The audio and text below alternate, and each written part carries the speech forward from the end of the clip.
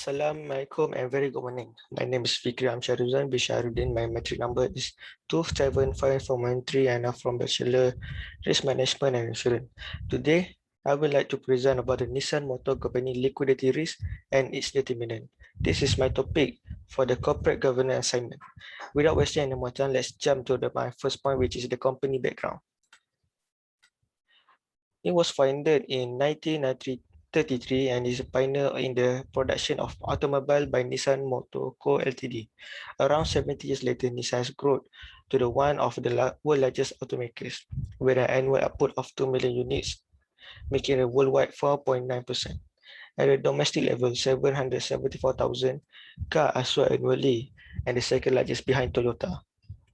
Nissan cars sold in Japan about 35%, in the US 25%, in the Europe 20%. For the next point is problem statement. Problem statement is a currently major issue for each company because many businesses are shut down because of the company insolvency. Company needs sufficient money to run their daily business. If the company cannot therefore repay its short-term debt, the company can take a liquidity risk problem. However, the liquidity risk can be dependent on other risks such as a credit risk and company governance. For example, in automotive industries, the working capital requirement of noble day-to-day activities, continuing research and development, capital investment needs for potential growth, and debt repayment must all be met by an automotive company liquidity. So the next is research and objective question. For the research objective, the aim of this report to identify the liquidity risk in the Nissan Motor Company as well its determinant. First, to see the internal factors that may affect the liquidity risk. Second, to see the external factors that may affect the liquidity risk. And the third one is to see the internal and external factors that may influence the liquidity risk. For the research question, we want to find out first, is there a connection between internal factors and liquidity risk? And the second one is there any connection between external factors and towards liquidity risk? And the third one is there any connection between internal factors and external factors towards liquidity risk? So for the next point is the literature review. Liquidity refers to a company, corporation, or even entity ability to pay its obligation without suffering catastrophic losses. Liquidity risk, on the other hand, is the failure of investment to be bought or sold quickly enough to prevent or minimize losses. It usually shows up in the form of huge bid-ask spread or large price swings. According to Kyle 1985, Kyle described tightness as the cost of turning around a role in an asset in a short period of time. Debt as the size of an order flow innovation needed to change prices by a given amount, and resiliency as the pace with which prices are recover from a spontaneous, uninformative shock. If we choose the current ratio as dependent variable, this is the formula to find the current ratio. Current ratio equals to the current asset divided by current liability. Next is a methodology. The sample for my report is Nissan Motor Corporation. For internal, the information that I use come from the Nissan Motorsport Company annual report from 2015 until 2018, and external is from the World Bank, which is the macroeconomic data, Japan 2015 until 2019 also. Our dependent variable is the current ratio. For the independent variable, we have three models, which is the model 1, internal factors, model 2, external factors, and model 3, internal and external factors. For the software, I'm using the SPSS, which is the statistical package for social sciences. SPSS is commonly used application for statistical analysis. For the data analysis, we have a liquidity risk as dependent variable, which is the current ratio. For the internal factor, we have a ROA, ROE, average correction period, debt to income, or operational ratio, and operating margin. Operating margin. And the external, we have the inflation rate, interest rate, exchange rates, employment, CJ index, and GDP.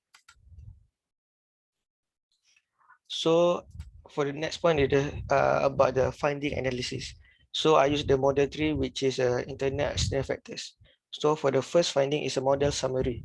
The current ratio is the dependent variable that I use, which represent the liquidity risk.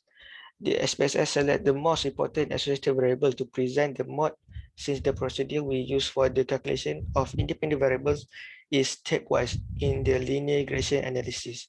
For model 3, the dependent variables are exchange rates, operating ratio, CG index, and R value is nearly equal to 1. And the R square value is nearly equal to 1 also, indicating that the linear regression is fit into this model. The model 3 value, however, is greater than 2 to the W. Watson statistic. According to Infostopedia, a W. Watson statistic of 2 indicates there is no autocorrelation in the study. As a result, autocorrelation exists at the sample level of for this model. In comparison to the internal dependent variable, the CJ index, operating margin, operational ratio are the most appropriate variables to include. Next is ANOVA. The model 3 use the ANOVA graph to measure the exchange rates, operating ratio, and CG index as internal and external dependent variables. The p-value of the ANOVA is 0.462, which is higher than p-value 0.05. So this model 3 ANOVA is not significant. This indicates the regression table have a constant variance, which means the regression model will predict the outcome variable. Next is discrete statistic, which is the data we use from the 2015 until 2019. As we can see at the table, average current ratio is 1.611 and the standard deviation is 0.8249. Next is the correlation. As we can see from the patient correlation on the CG index is positive correlated to the current ratio. The operational ratio exchange rate is negatively correlated to the current ratio. For the significance, we can see the operational ratio, CG index, and exchange rates are not significant to current ratio because of the p-value larger than 0.05. And the last one is the coefficient. As we can see the table, the operational ratio, CG index, and exchange rate is the internal and external independent variable that affect the current ratio. This is because the internal factor is higher 0.248. This indicates the operational ratio, CG index, and exchange rates will give huge impact to the liquidity risk. For the conclusion, profitability has a substantial impact on the liquidity risk based on the performance.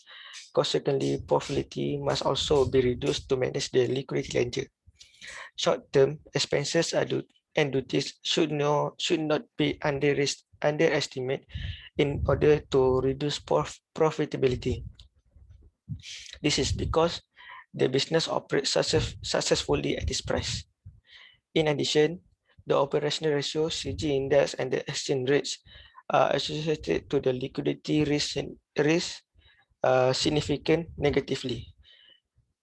The size of the company should therefore be increased to reduce the liquidity risk.